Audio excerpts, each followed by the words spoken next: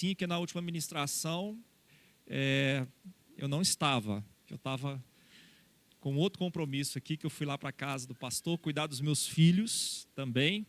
Mas eu quero agradecer vocês. Eu sei que muitas pessoas oraram pela vida da minha filha. E eu quero agradecer.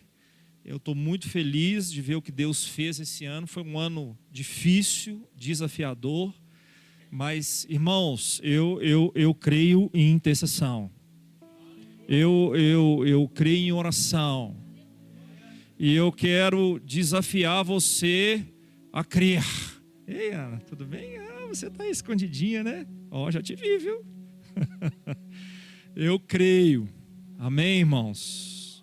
Nós precisamos entender e viver isso. Um estilo de vida na presença. Amém? Fica aqui meu agradecimento a cada um. Quem que orou aqui pela minha filha? Levanta a mão. Deixa eu ver. Eu sabia. Obrigado. Obrigado a todos vocês. Queridos, eu tenho um encargo aqui específico da parte do Senhor. Preciso de graça nessa noite, viu, Cláudio? Muita graça. Porque uma coisa é você receber uma revelação, outra coisa é você passar uma revelação.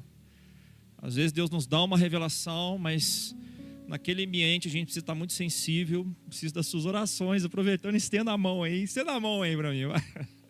Ô, Senhor, usa esse servo aí nessa noite, no nome de Jesus. Eu abençoo a vida dele, no nome de Jesus. Amém. Eu vou começar falando do tempo profético da nação em que nós estamos. A gente precisa entender isso, tá? E depois nós vamos entrar em cima de 2 pontos que o Senhor me trouxe especificamente. A Cláudia falou que eu aceito assim de cara, eu amo a vida dela, sabe? Mas não é bem assim não. Eu fui ali para a presença do Senhor, falei, Senhor, é para eu ir mesmo. Irmãos, eu não gosto de fazer nada que venha de mim mesmo. Não gosto de ministrar algo que vem de mim mesmo, mas eu gosto de ouvir. E eu fiquei um tempo ali orando, demorei a responder ela em umas horas. Não foi bem assim não, né? E o Senhor falou, hã? Não, mas no seu caso não foi isso não. Ele falou que eu não respondo os WhatsApps. Mas não é bem isso não. Estou respondendo rápido agora. Eu descobri lá uma tecla que chama não lida, né? Agora eu já vou direto nos pontos. Está bem mais organizado. Mas no caso dela, eu estava orando a Deus para saber se era para eu vir mesmo. E se Deus tinha me dado uma palavra. E o Senhor me confirmou. Não falei nada com ela não, mas na hora que eu respondi, o Senhor já tinha falado comigo que era para eu vir. E me deu o início. E nessa madrugada ele me deu uma complementação. Não estava conseguindo encaixar as coisas, mas eu creio que nesse culto aqui eu entendi o que Deus queria fazer. Mas eu quero começar, irmãos, tratando do ambiente profético da nação. Nós estamos debaixo de um tempo muito desafiador e a gente precisa ter um discernimento claro dos dias da nossa nação. A igreja na nação ela tem 2 perspectivas, 2 funções. Ela precisa ser sacerdotal. O que é uma igreja sacerdotal? Ela entende a sua função como intercessora na nação, como adoradora no ambiente em que ela está. E o sacerdote também tem uma função de não somente discipular a próxima geração, mas nós somos os guardadores dos valores. Nós precisamos ser dando testemunho o que Deus está nos chamando. Sabemos que a razão pela qual a igreja existe está lá na grande comissão. E nessa interface com o mundo, esse é um assunto bem complexo, ok? E nós precisamos avançar na grande comissão. Mas nós da nação somos sacerdotais. E quando a gente fala que nós somos sacerdotais, eu quero te falar uma coisa, que quando um sacerdócio se santifica, quando um sacerdote se levanta, no Novo Testamento, não é as nações que têm que vir para a igreja, mas é a igreja que tem que ir às nações. E isso acontece quando o sacerdócio de uma igreja, a santidade de uma igreja se levanta. Outra coisa que acontece, a próxima geração é abençoada. Nós estamos vendo um ataque na nação, na nova geração, a nível mundial, aqui está muito forte, né? Irmãos, o que está acontecendo nas escolas é assustador. Mas é porque Deus está gritando, o sacerdote se levanta. Igreja se levanta. Eu estou chamando a minha igreja para ser violenta no mundo espiritual. Outra coisa, a igreja precisa ser profética na nação. Ela precisa receber as revelações, as chaves dos céus para esse tempo. E nessa história, irmãos, eu quero só pincelar algumas coisas, mas eu sei que vai edificar a sua vida, vai edificar o seu tempo com Deus, vai trazer entendimento para você. Você é um intercessor do Brasil. Sim ou não? Deus está te chamando para ser um intercessor da cidade, mas você é um intercessor do Brasil. Por quê?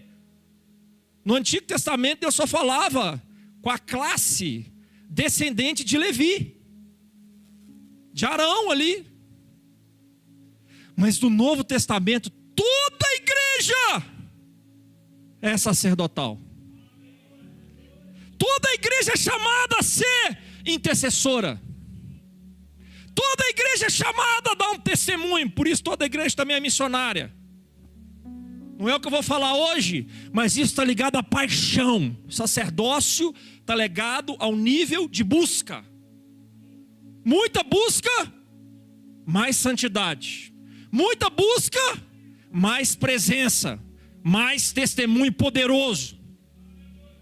E eu estava no ano de 2017 perguntando a Deus se era para sair com a minha família do Brasil. Deus é engraçado, cara. Ele tem umas coisas. Eu estava esperando um sim ou um não. É para sair ou não é para sair?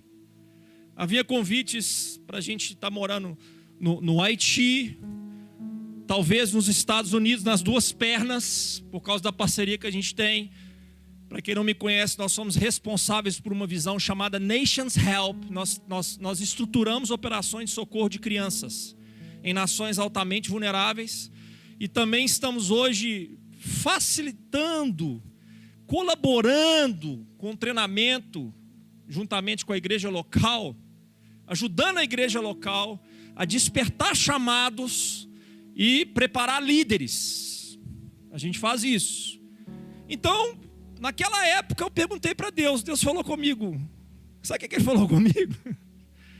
Eu estava em São Paulo, eu lembro desse dia, foi muito marcante, deu uma guinada no meu ministério. Ele falou comigo assim: o Brasil está debaixo dos dias do profeta Amós. Eu falei, gente, o que Deus está me falando? Eu perguntei se era para eu sair, eu acabei entendendo que era para eu ficar e estudar essa palavra. Ele falou Brasil, e falou debaixo dos dias do profeta Amós. E foi impressionante aquilo deu uma guinada no meu chamado, porque eu recebi um encargo, um amor de interceder pelo Brasil. E à medida que eu fui estudando o livro de Amós, eu fui ficando impressionado. Gente, isso aqui é o Brasil. O profeta Amós é um profeta que foi levantado para confrontar castelos. E o que são castelos? São estruturas que o homem constrói para benefício próprio, que é fortalecida através de uma coisa que chama injustiça. Injustiça. Nós precisamos da unção e da autoridade de Amós nesses dias no Brasil. Nós necessitamos dessa unção e dessa autoridade. Que unção é essa? Que autoridade é essa? Confronta castelos. Confrontar castelos. E de 2017 para cá, nós estamos vendo um aceleramento da injustiça no país, num nível impressionante. O problema é como nós estamos por dentro como igreja. Como nós estamos por dentro, diante dessa realidade.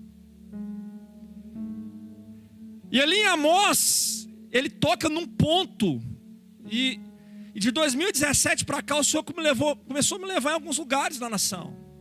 Eu saio da nação, mas Deus começou a me levar em alguns lugares muito específicos, momentos históricos, coisas que não eram programadas, Deus começou a me levar ali. E num desses momentos, Ele me chamou a atenção para um grande problema no ambiente de injustiça que envolve a igreja, que é a falsa adoração. O que é a falsa adoração?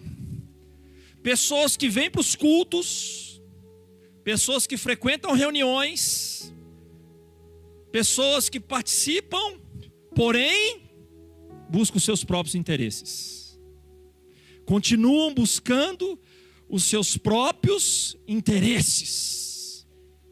2019 o Senhor falou comigo assim: olha para o final dessa profecia. E Ele me deu uma chave, eu fiquei meses, eu estou nessa chave ainda, que é o término do livro de Amós. Ele fala assim: eu vou restaurar o tabernáculo caído de Davi. Só que tem um objetivo, para atingir os gentios mais fortemente. E eu creio, irmãos, que agora na nação nós estamos exatamente nesse ponto. Deus quer restaurar o tabernáculo caído de Davi, mas para isso Ele precisa destruir, queimar a falsa adoração e alinhar os nossos corações. Amós capítulo 4 é muito interessante, esse foi um texto muito chave. Vinde a Betel e transgredi, vinde a Gilgal e transgredi.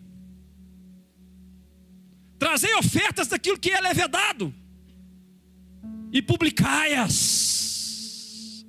porque disso gostais. Ele está falando de uma adoração, irmão, muitas vezes com a motivação errada.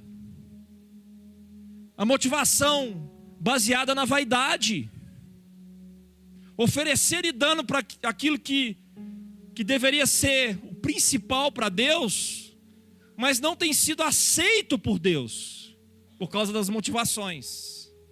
Mas Deus está chamando nesses dias uma igreja, escute, a purificar o seu coração. Deixa eu te falar uma coisa, uma chave, ou é a chave, para operar no ambiente de justiça, é restaurar os altares da adoração na nação. Porque quando os altares eles são restaurados, os ídolos caem. Nós temos que decidir se nós vamos ser adoradores ou amantes de ídolos. É isso que Deus está fazendo no Brasil nesses dias. Mas eu declaro que uma igreja poderosa, eu quero estar desse lado, você quer? Uma igreja grandiosa, verdadeiros adoradores que o amam. O amam. O que é amar a Deus? Não pode ter nada no seu coração competindo com Ele. Eu amo Ele. Eu quero Ele.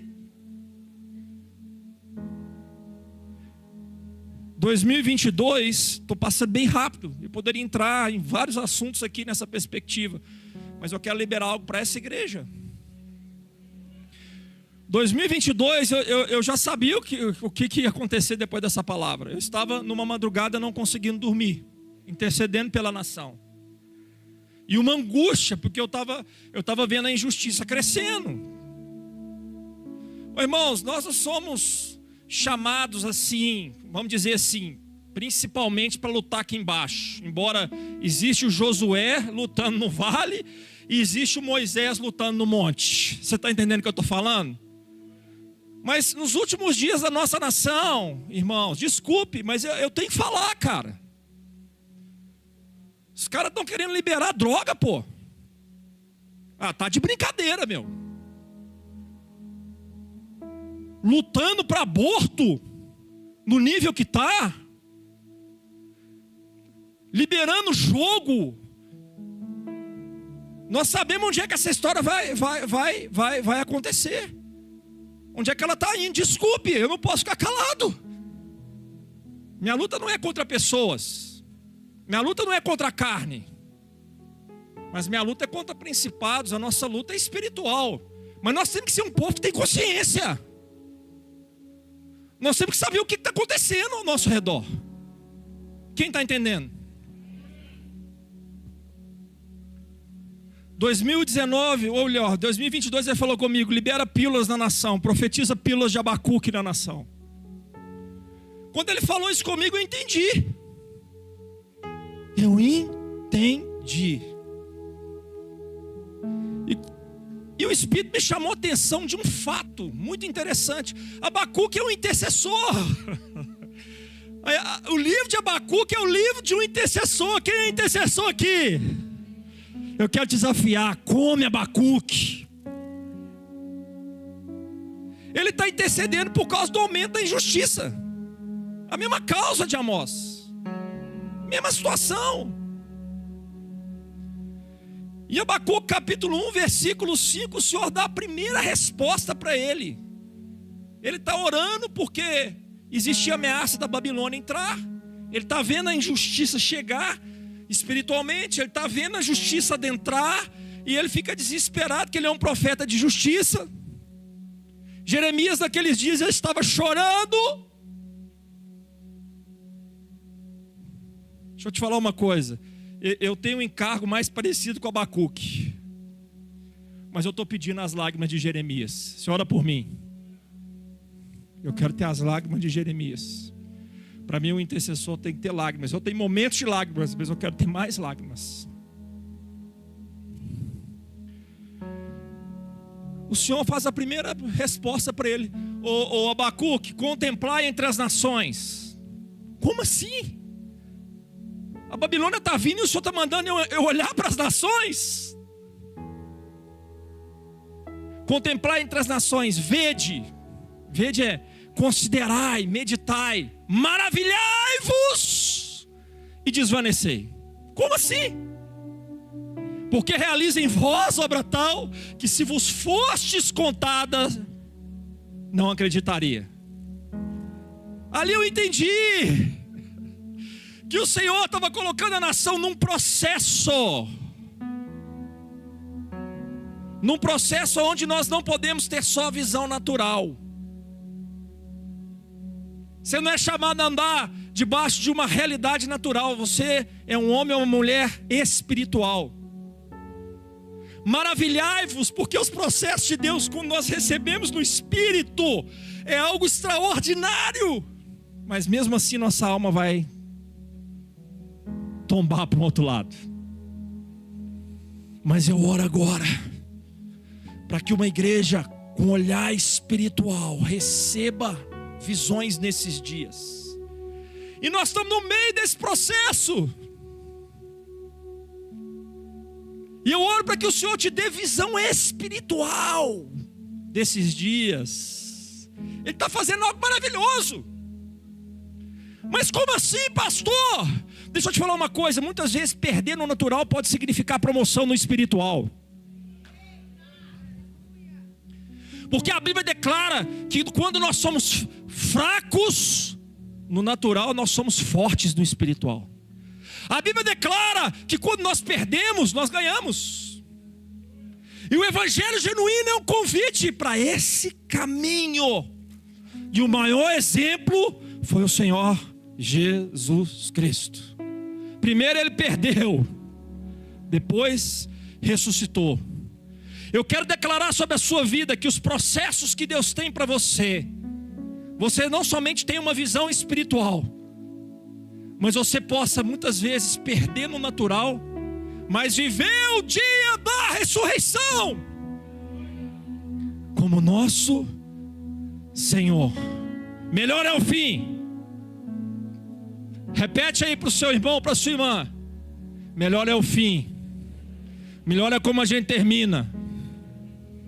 Eu quero terminar bem.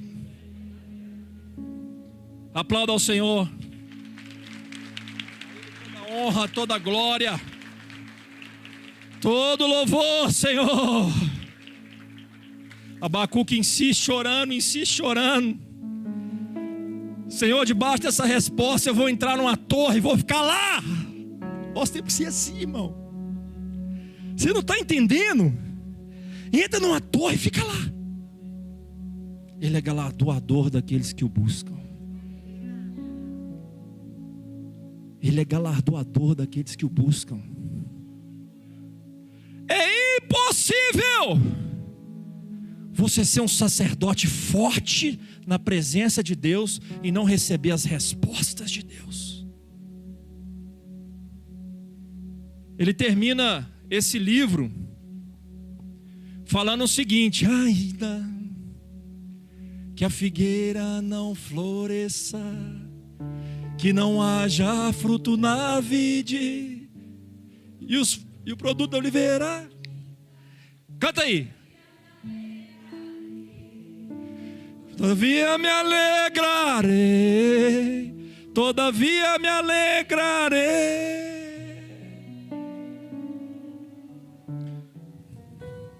2023 eu estava de novo intercedendo num carnaval.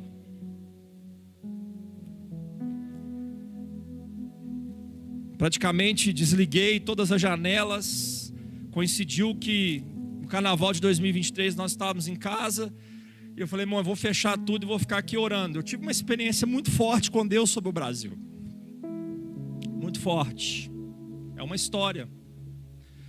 E poucos dias antes me veio no coração o desejo de eu estudar sobre avivamento. E o Senhor me levou no livro de Joel. Eu estava ali no livro de Joel. E eu comecei o livro de Joel, eu não conseguia sair do capítulo 1. Capítulo 1 vinha, eu voltava de novo, aquelas coisas proféticas, né? Falei, gente, tem alguma coisa que Deus quer me mostrar que eu não estou vendo. E um dia eu acordei, só que eu estava conectado no mundo espiritual. Era como se tivesse um anjo. Eu não vi nada, tá? Mas eu senti alguém me passando uma coisa só. Só que no mundo espiritual, eu tenho segurança para liberar isso aqui para vocês. No mundo espiritual, a maneira como Deus falou comigo foi demorada. Então, a hora que Deus fala com você, igual Ele falou comigo essa madrugada, Ele me deu falou só uma frase pequena, uma coisinha só nessa madrugada. Mas naquele dia não. Naquele dia eu fiquei ali e Ele começou a me dar um desenho sobre um assunto só. E o livro de Joel começa falando dos gafanhotos. E o Senhor colocou um desenho da economia do Brasil dentro de mim. Me deu um espaço de tempo. Só que a maneira como Ele falou demorou e ficou ali depositando. E eu falava, gente, se eu acordar eu vou esquecer. Só que o negócio foi tão intenso que eu acordei, voltei de novo, acordei, voltei de novo. E Ele estava lá, depositando. E o Senhor falou comigo em fevereiro, carnaval de 2023, que viria uma crise econômica na nação. E Ele me deu os detalhes dessa crise, que é como se fosse uma escada. Tum, tum, tum, tum. 5 anos. Eu não sei quando que começa. Só que na sequência, o 5º ano vai ser pior. Só que na sequência, o Espírito começou a gritar algo muito forte. E eu quero dar esse grito aqui. Que Deus usa essa figura dos gafanhotos. Depois você estuda lá, capítulo 1. Mas há um grito que começa no livro de Joel, que tem a ver com sacerdócio. E eu quero dar esse grito para a sua vida agora. Essa é a ênfase. A ênfase não é a crise. A crise é só um processo. Eu creio que tem irmãos que vão estar conectados com os céus e que vão passar muito bem, obrigado. Você está entendendo? Não, é o que eu creio. Grita para você mesmo assim: eis o soberbo, a sua alma não é reta nele, mas o meu justo viverá pela fé. Há um grito no livro de Joel, que é uma chave nesses dias, e o Espírito Santo está gritando nessa nação: os anciãos precisam se levantar para tocar a próxima geração, a geração dos últimos dias. Pastor, o que você está falando? O que é ancião na Bíblia? Líderes maduros precisam se levantar nesses dias. O tempo agora é tempo dos anciãos. As pessoas experientes. É tempo agora da maturidade. Tempo da maturidade. Tempo da maturidade. Tempo dos maduros, dos sábios se levantarem e preparar a próxima geração. Nós estamos muito próximo do fechamento, irmãos. Nós estamos muito próximo dos últimos dias, irmãos. Olha que experiência. Em dias difíceis, no nível estratégico, Deus usa maduros. Bem-vindo à maturidade, igreja! Xalacataralamachai. A última esse ano foi que Deus me deu um sonho com o Brasil. E eu estava discutindo com um profeta que eu amo muito nesse sonho. E nesse sonho, a gente falava um para o outro, cara, a gente precisa estudar as intercessões de Jeremias. Eu liguei para ele e falou, cara, eu estava no Brasil aí pregando essa palavra há poucos dias atrás. E eu estou nos livros de Jeremias. E eu já entendi que Deus não aceitava a intercessão de Jeremias. Por quê? Porque não havia arrependimento. A primeira justificativa era, Jeremias, eu não vou, Jeremias capítulo 14, 15, depois você lê lá, Jeremias, eu não vou aceitar essa intercessão, porque esse povo gosta de andar errante. O que é andar errante? Eles estão fazendo as coisas da cabeça deles. Eles não estão fazendo a coisa por causa do meu governo, por causa da minha direção. Não vou aceitar não, Jeremias. Tem 3 negativas. Por que eu estou falando isso com você? Porque nós, os líderes da nação, eu quero ver as campanhas dessa nação, campanhas de arrependimento. A única chance que essa nação tem, queridos, é se arrepender. O único caminho que essa nação tem, que nós temos, é se arrepender diante do Pai. Deus está chamando a atenção do Brasil.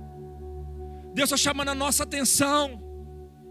E Ele espera que haja arrependimento. Não adianta falar de arrependimento. Ele quer encontrar corações arrependidos. Quando há arrependimento, há cura. Quando há arrependimento, há restauração.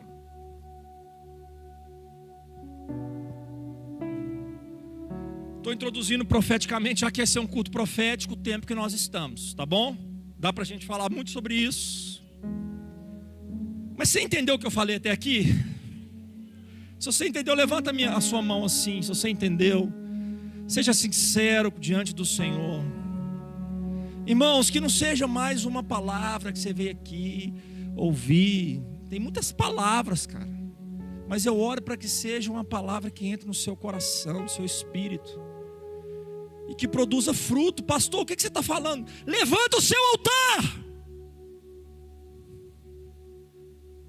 Nós estamos num alto nível de batalha espiritual. Levanta o seu altar pessoal. Levanta o seu altar na sua casa. Seja um adorador na sua casa. Seja um intercessor. Tenha um estilo de vida diante do Senhor, na palavra. Se prostre e se arrependa pelos pecados da nossa nação. Ser presente diante de Deus. Eu quero ser achado fiel, como os filhos de Zadok, que foram fiéis em tempos difíceis. Amém. Eu estava orando aquele dia, voltando, falei, Deus, é para eu ir. Tem um grito para dar aqui muito forte, preciso de graça. Abra a sua Bíblia em Gênesis capítulo 19, só o versículo 38, que nós vamos ler. Aleluia. Aleluia. Quando a Cláudia me ligou, o Senhor pediu para eu dar um grito, e nessa madrugada o Senhor me deu algo relacionado. Eu vou começar pelo Antigo Testamento e vou para o Novo. Gênesis capítulo 19, versículo 38. Qual o contexto aqui, irmãos? O contexto aqui é da história de Abraão e Ló, da destruição de Sodoma e Gomorra, da luta que Abraão enfrentou para ajudar Ló, lá no capítulo, se eu não me engano, 14, onde esse homem Melquisedeque aparece, fortalece Abraão para ele ficar com as pessoas e não com os bens. Esse é o contexto. Mas essa madrugada o Senhor falou comigo assim, interessante, ele falou assim: Amon. Eu falei: Deus, o que é isso? Amon. E eu peguei e fui estudar. Até aqui na hora do culto eu não entendi, mas o texto, a palavra Amon aparece a primeira vez aqui no versículo 38. A mais nova também deu à luz a um filho, e lhe chamou Ben-Ami, e é o pai dos filhos de Amon até o dia de hoje. 1 Coríntios, abra lá agora, capítulo 12 e 13, texto que nós conhecemos. Vamos começar aqui pelo capítulo 12. Esse é um culto profético. Eu estou feliz nesses dias, porque eu estou vendo o Senhor colocar uma fome pelos dons. Eu tenho fome. Você tem fome? Paulo está instruindo a igreja de Corinto, e ele fala o seguinte, e eu quero falar isso aqui, irmãos, a respeito dos dons espirituais: não quero, irmãos, que sejais ignorantes. O que é um dom? Um dom espiritual, ele não é natural, entende? E esse texto, 1 Coríntios 12, 13, 14, o Senhor tem me chamado muita atenção dele nesses dias. E eu estou muito feliz, porque eu acho que esse é um sinal da maturidade. Como nós falamos aqui, é o tempo da maturidade. Eu estou vendo Deus levantar alguns líderes na nação, mestres. Outro dia eu li um livro do Fábio Coelho, maravilhoso, gostei demais, fui muito edificado. Quando eu gosto do livro, eu resumo ele todinho. Não apagueis o espírito. Extraordinário. Aí hoje o Gustavo chegou lá com um livro para mim, falou: ô pastor, o que você acha desse livro aqui? Eu falei: Gustavo, eu não falo nada de livro sem eu ler antes. Ah, mas é da Bethel, é não sei da onde. Gustavo, compra um. Se eu não ler, eu não vou opinar. Deve ser bom, mas eu quero ler. Um livro também sobre o dom profético. Nós precisamos receber revelações dos céus nesses dias, para a nossa vida pessoal. E uma das coisas, irmãos, que eu tenho percebido, eu tenho me alegrado muito com isso, é que quando uma igreja ela começa a ficar madura no dom, ela começa a amadurecer no dom, eu vou me colocando numa posição de dependência em relação ao meu irmão. Na verdade, nós precisamos andar assim. Na igreja de Cristo não tem ninguém melhor que ninguém. Você está entendendo? Deus pode usar qualquer um. Deus quer te usar, irmão. Agora, tem ordem. Tem ordem. As coisas de Deus não tem desordem. Tem ordem. Então, irmãos, eu estou numa expectativa muito grande de nós amadurecermos profeticamente no Brasil. E o capítulo 12 fala exatamente isso. Olha, não sejais ignorantes. Deus distribuiu dons. Ele deu a coisa para uma turma. Ele não deu uma coisa concentrada. O Antigo Testamento era concentrado. O profeta metia o pé na porta e era 2 no máximo na nação, e o Espírito Santo falava com ele. E só falava com reis, ou então com sacerdotes. No Novo Testamento não, ele está falando aqui em 1 Coríntios capítulo 12. Ele distribuiu a coisa. Você está entendendo? Ok, que dentro dessa distribuição tem pessoas que têm níveis diferentes. Glória a Deus por isso. Mas eu preciso ser maduro. Qualquer irmão que chegar perto de mim e falar: "Ô pastor, eu tive um sonho com você." Peraí que eu vou sentar, eu vou escutar. Qualquer um. Por quê? Porque Deus distribuiu o Espírito sobre toda a igreja. E deixa eu te falar uma coisa: nem todo mundo é profeta, mas todo mundo pode andar debaixo de uma unção profética. Porque quando você aprende a ouvir o Espírito Santo, queridos, deixa eu te falar, você tem ouvido o Espírito Santo? Isso é um presente. E não tem a ver com o seu tempo de igreja. O tempo vai só te ajudar a discernir: essa aqui é minha alma, isso aqui é o diabo, isso aqui é o Senhor. Mas o Espírito Santo quer se revelar a nós. O Espírito Santo quer falar com você, Ele te ama. E eu quero liberar essa palavra, que essa igreja, que na nação brasileira, nós não sejamos mais ignorantes. Existe o sobrenatural de Deus no meio do corpo.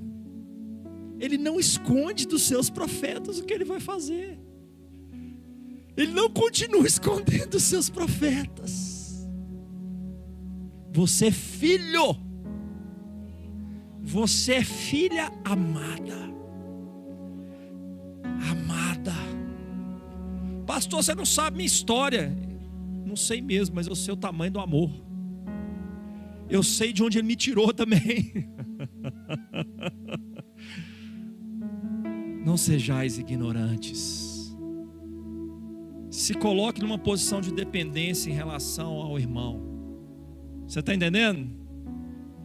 Quanto mais dependência Deus encontrar no nosso meio, mais liberdade Ele vai ter. Então no corpo Ele distribuiu. Um tem línguas, o outro tem interpretação de línguas, o outro tem dons de curar, profecia, palavra de conhecimento, palavra. Você vai estudar isso aqui, dá para estudar isso aqui, irmãos, e se alegrar. Irmãos, deixa eu te falar uma coisa. Como é que eu sei que a palavra está entrando no meu espírito? Um dos sinais é que você tem alegria na palavra. E às vezes demanda um tempo. Nós vivemos de uma geração do fast food. Com Deus não existe fast food. Eu estava um tempo atrás, o Espírito falou muito comigo sobre a vida de Gomer. Gomer é a figura de uma igreja. Mas Deus tem um caminho para restaurar Gomer. Ele fala disso no capítulo 2. Ela fala assim: ela foi atrás dos seus amantes porque ela queria água. E Deus no versículo lá embaixo responde assim: mas ela não sabe que eu tenho para ela vinho. Ela foi atrás dos seus amantes porque ela queria pão, mas ela não sabe que eu tenho para ela trigo. Nós estamos num tempo agora que as pessoas acham que as coisas com Deus é receber pão pronto. O nosso Deus não mudou, não. Para esses que querem pão pronto, Deus está falando o seguinte: eu tenho para você trigo. Você vai ter que colher, debulhar, prensar. Olha a força aqui, ó, prensar, colocar no forno para que seja levedado. E aí você vai achar a revelação: o pão. Jesus é o pão vivo. Mas Ele precisa entregar o trigo, porque Ele está buscando os sedentos dele. Ela foi atrás dos seus amantes porque ela queria água. A água também é um símbolo da palavra, da vida na palavra viva nas escrituras. Mas o texto fala assim, tem para ela vinho. O que é vinho? Vinho é aliança, casamento, e alegria. Vou dar um adendo aqui só para a gente se alegrar junto. Quem é solteiro aqui? Levanta a mão. Casa primeiro com ele, depois você casa. Eu falo isso muito para os jovens, mas eu lembro, queridos, que pouco tempo antes de eu conhecer a Mônica, porque minha espera foi longa, né, pastor? Irmão, você quer saber quanto tempo eu esperei? Da minha conversão até meu casamento? Quem quer saber aqui? Senão não vou falar não, pô. 19 anos. Eita glória!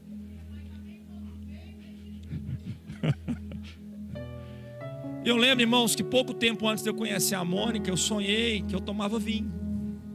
Eu tomava vinho, eu estava alegre, vinho.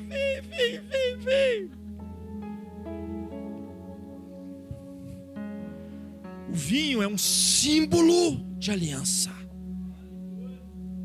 É um símbolo do sangue também. Mas é um símbolo de aliança com Ele. Deus só vai trazer revelação quem tem aliança com Ele.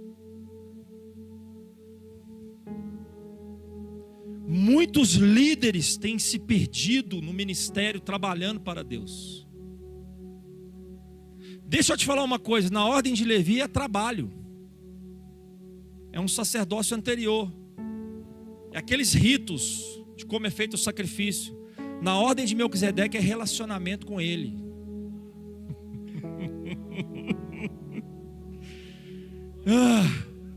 Porque eu tenho um estilo de vida na palavra, eu ministro. Porque eu tenho um estilo de vida com Ele, em aliança, Ele me dá a capacitação de servir Ele. Vamos inverter.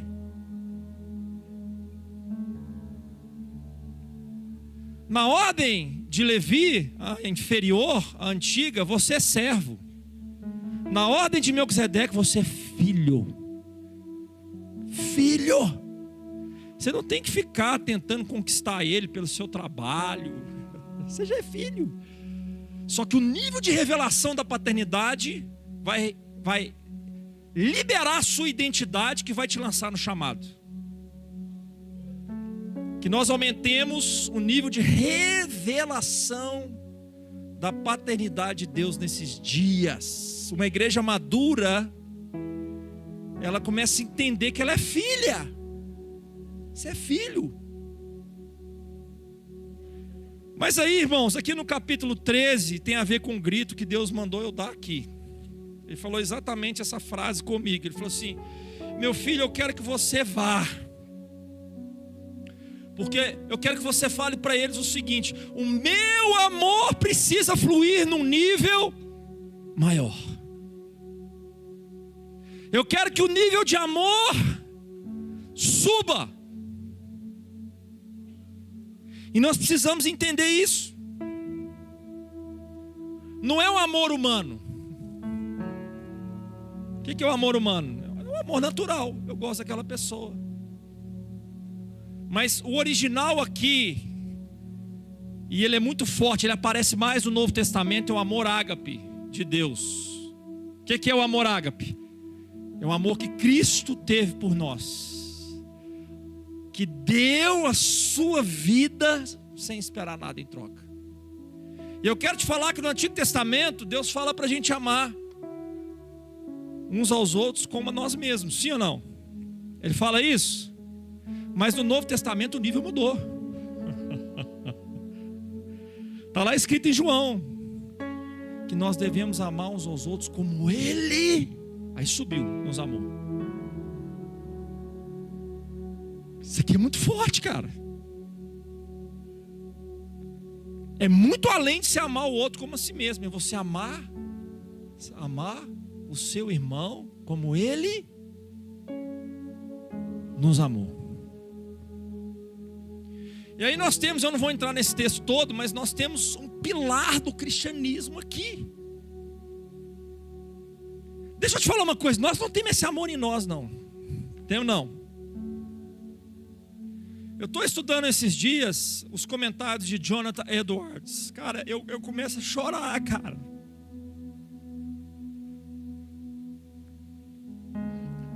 Eu começo a chorar, eu começo a ver umas coisas assim, eu falo, gente, isso aqui é extraordinário. Como é que esse cara conseguiu escrever nesse nível? E ele fala uma coisa muito interessante, sabe? Só o cristão pode viver desse jeito na terra. Esse amor não é um mero altruísmo. Porque qualquer pessoa pode ser altruísta.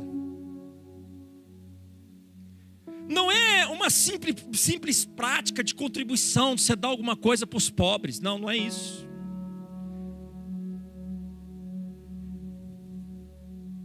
Não é nada disso. Existe uma onda acontecendo hoje que ela é perigosa. E esse fundamento vai nos ajudar nisso. Porque nós amamos, nós abrimos mãos de nós e ajudamos os mais fracos, os pobres. É de nós. É individual. E a onda que eu estou falando às vezes é de querer transformar o evangelho em algo social. Mas se você não tiver a natureza dele dentro de você, Cristo em nós, o maior presente é Ele em nós. Você quer ver uma igreja sadia? É Cristo em nós. Que coisa maravilhosa! O Espírito Santo entrou em nós. Mas Paulo fala aqui em 1 Coríntios capítulo 13, quando eu era menino, está falando do capítulo do amor.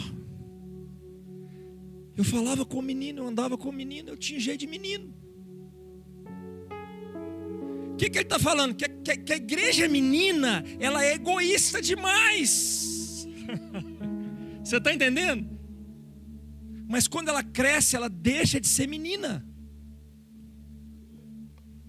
Você vai entender que você vem para um culto não para simplesmente receber, mas você vai vir para o culto para adorar aquele que é digno de receber toda adoração. A Ele toda honra.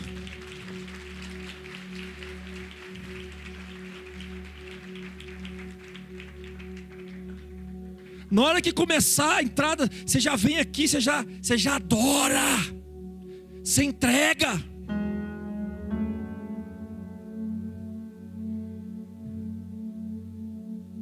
O amor ágape é uma qualidade exclusivamente cristã. E a Ele toda honra, toda glória, todo louvor. Seja Ele o centro dessa igreja, seja Ele o centro dos nossos corações, seja Ele digno de receber toda honra, glória, louvor, majestade, adoração.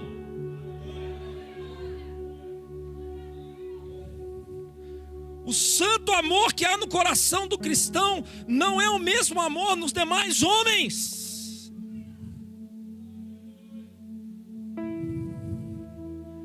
O amor cristão só pode operar no coração pelo Espírito Santo.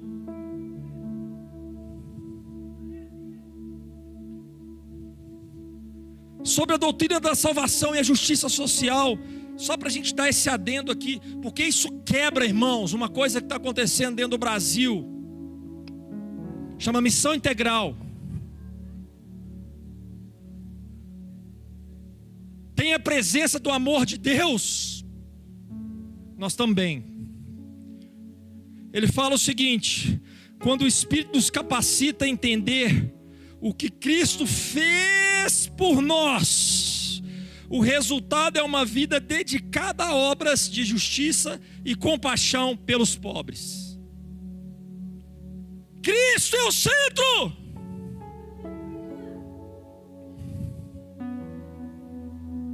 E aí ele começa a falar então, queridos, algumas coisas interessantes. Mas antes de eu entrar nela, eu quero ser bem enfático, para liberar lá ainda Gênesis. Nós vamos encaixar isso aqui em Gênesis. Deixa eu te falar uma coisa. A Bíblia fala do amor no Espírito e do Espírito. Romanos capítulo 15, versículo 30, diz o seguinte: rogo-vos, pois, irmãos, por nosso Senhor Jesus Cristo e também pelo amor do Espírito. Quem está entendendo? Colossenses 1,8 fala o seguinte: por essa razão, também nós, desde o dia em que ouvimos, não cessamos de orar por vós e de pedir que transbordeis do pleno conhecimento da sua vontade em toda sabedoria e entendimento. Voltando aqui, versículo 8, Colossenses 1,8: o qual também nos relatou do vosso amor no Espírito. Então, irmãos, o fluir, o proceder desse amor, ele vem do Espírito Santo. Olha o que diz aqui Romanos capítulo 5, versículo 5: justificados, pois, mediante a fé, temos paz com Deus por meio do nosso Senhor Jesus Cristo. Versículo 1 é esse. Versículo 5: ora, a esperança não confunde, porque o amor de Deus é derramado no nosso coração pelo Espírito Santo que nos foi outorgado. Eu estava nesses dias numa reunião, e eu quero que você entenda isso. Os irmãos estavam lá falando sobre João 21, e eu comecei a queimar. Falei, gente, se eles passar a palavra aqui, eu vou soltar uma aqui. E aquele trem começou a queimar. Aí 3 irmãos falaram lá. Eu falei, gente, se eles passarem essa palavra, eles me passaram a palavra. Eu falei lá o seguinte: começa com o que você tem, que Deus vai te dar o que você não tem. Começa com o filéu, que eu vou te dar o ágape. Pedro, tu me amas com amor ágape? Pedro responde: Senhor, eu te amo, mas eu entendi, eu não te amo com filéu. Aí ele repergunta de novo: tu me amas com amor ágape? Aí Pedro responde: com filéu. O Senhor se resbaixa: tu me ama com filéu? Só que em todos ele fala: inicia com o que você tem, apacenta os meus cordeiros. Inicia com o que você tem, que Deus vai te dar o que você não tem. Seja pronto em servir, seja pronto em se apresentar, seja pronto em doar seu tempo. Esses dias eu estava no Rio de Janeiro, segura essa daí.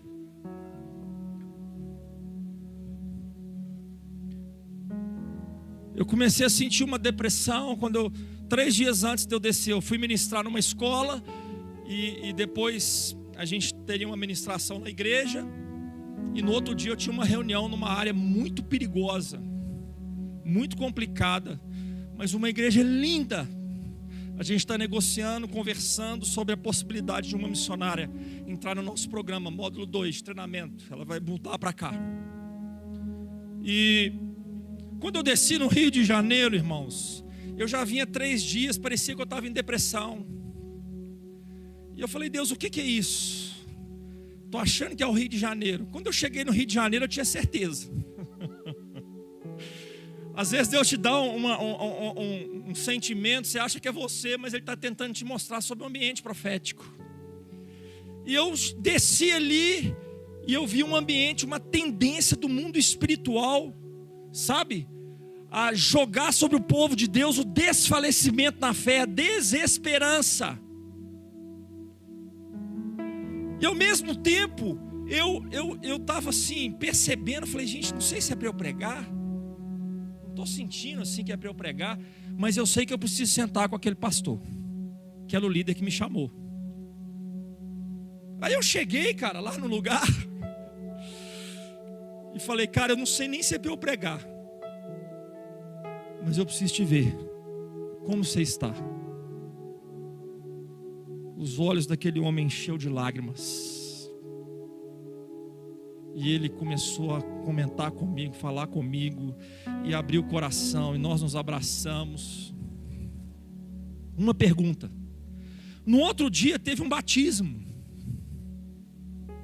E eu vi um ambiente totalmente diferente, um batismo simples. Eu vi uma graça de Deus, a presença, o amor, uma unidade.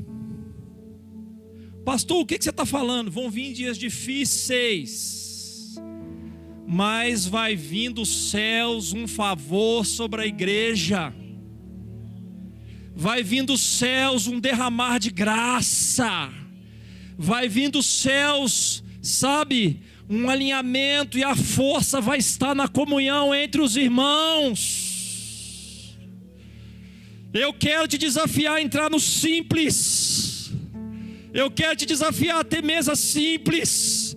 Eu quero te desafiar a viver o evangelho verdadeiro, genuíno. Pastor, você está falando que não vai ter problema. Eu não estou falando nada disso. Nós somos humanos. Mas há uma graça. Há Cristo entre nós. A esperança da glória.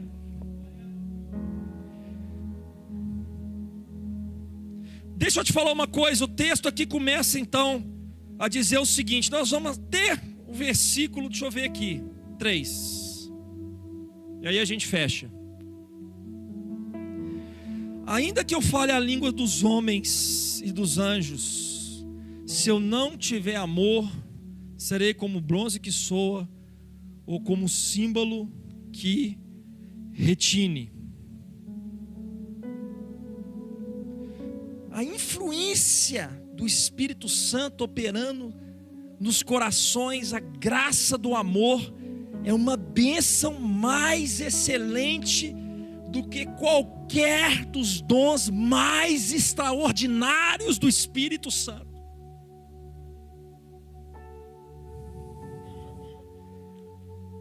Os dons mais extraordinários, as curas mais milagrosas,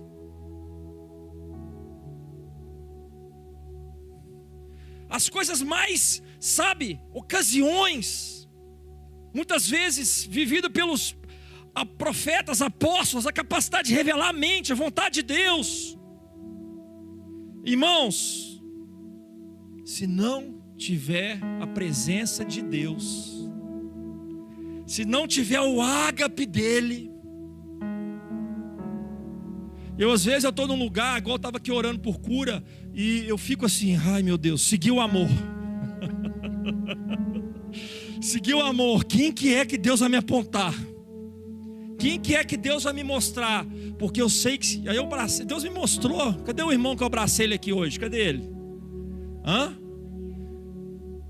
Ô irmão, eu não sei o que aconteceu não, mas eu senti um amor. Eu nem te conheço, mas eu sei que é o amor dele. O amor dele cura. Uma vez eu estava num acampamento de jovem e tinha uma menina opressa, eu pesobreiro indo lá e não conseguia. E eu falei, Espírito Santo, me ajuda. Eu não estava nem tão envolvido, eu estava de longe. Aí eu só escutei o Espírito Santo falando assim: manda a pastora abraçar ela ali, ó, com amor, com meu amor. Aí eu falei, pastora, abraça ela, de longe assim, ó, mas com todo o amor. Foi uma das cenas mais lindas que eu vivi até hoje. Eu vi aquela mulher se levantando e ela pegou essa menina, abraçou. Na hora o demônio não aguentou.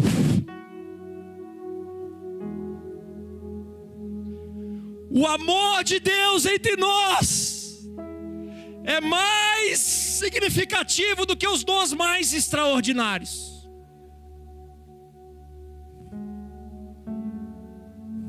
Aleluia. Sabe como é que se identifica um falso profeta? Muitas pessoas, eu tenho estudado, né? Estou estudando sobre isso, mas muitas pessoas pensam que o falso profeta é aquele que erra a profecia. Já pensou isso ou não? Mas o falso profeta é aquele que profetiza com o coração errado. Se você não tem amor, ou se você está buscando alguma vantagem,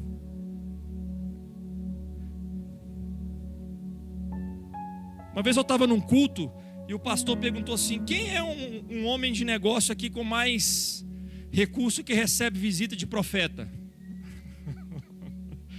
Irmãos, eu senti um negócio ruim no meu coração. Um irmão levantou lá no meio, era uma reunião de ensino profético, né? O irmão levantou lá no meio e falou assim: não, eu recebo toda semana. Toda semana eu recebo. Toda semana tem um profeta lá. Eu falei: meu Deus. Meu Deus. Profeta tem que ter o coração puro. Profeta não pode fazer acepção de pessoas. Pessoa tem recurso, não tem recurso, não interessa. Quando tem recurso, eu vigio 50 vezes mais. Aí que eu não profetizo mesmo. O Espírito Santo tem que gritar comigo. Senão vai achar que eu estou ali servindo, ajudando, querendo alguma coisa em troca. Eu não preciso disso, já aprendi a depender dos céus, cara. Nós fomos tratados aqui na pancada nos últimos anos, vendo a obra missionária acontecendo e Deus provendo de maneira sobrenatural. Eu vou colocar minha confiança em homens? Eu tenho que ter humildade para pedir às viúvas da igreja: irmão, eu preciso de você. Essa obra é feita, mas dependência minha é dos céus. Dependência sua é dos céus. Deus está chamando para aumentar o amor.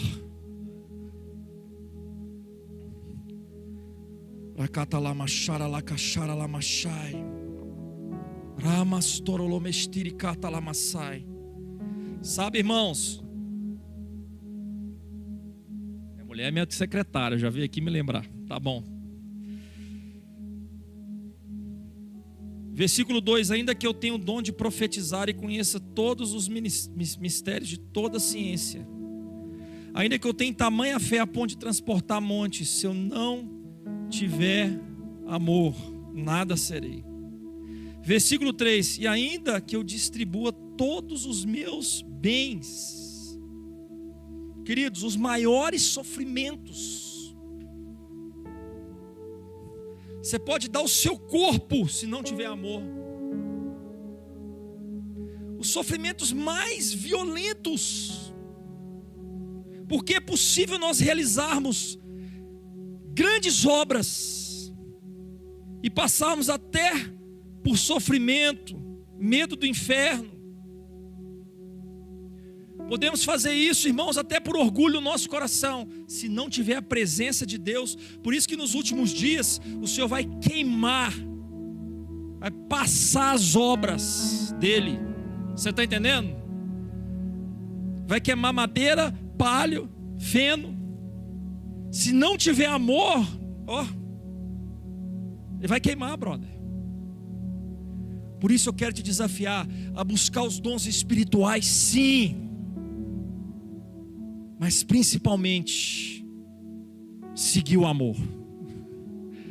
É impossível nós sermos efetivos no profético sem amar as pessoas. As duas coisas andam juntas, porque Deus olha a motivação do nosso coração. Deus olha a motivação do nosso coração. E aí, irmãos, aqui nós temos os dois pilares principais de 1 Coríntios capítulo 13. As duas características. O amor é paciente, versículo 4. É benigno. Só aí. A palavra paciente aqui significa você desenvolver a capacidade de ser atacado pelas pessoas e não revidar. Você quer saber se esse amor está em você? É você ser atacado, caluniado, perseguido, e você não revidar, como Jesus, que foi manso e suportou profundas injúrias. 2 Coríntios capítulo 10, versículo 1: E eu mesmo, Paulo, vos rogo pela mansidão e benignidade de Cristo. Essa é a principal chave de uma pessoa que tem um amor ágape. E qual que é a grande questão que Deus pediu para eu trazer aqui nessa noite, que nós vamos falar de Amon? Tem um pouco a ver com isso.